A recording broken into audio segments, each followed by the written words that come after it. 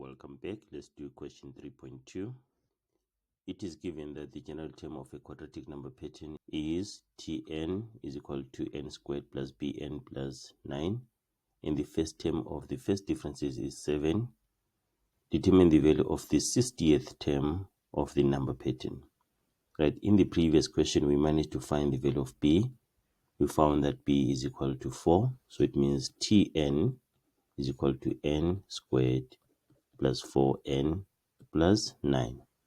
So we want to find the 60th term. That means we're finding T60, which is equal to 60 squared plus 4 times 60 plus 9. And then we can put this in the calculator. T60 must be 3,849.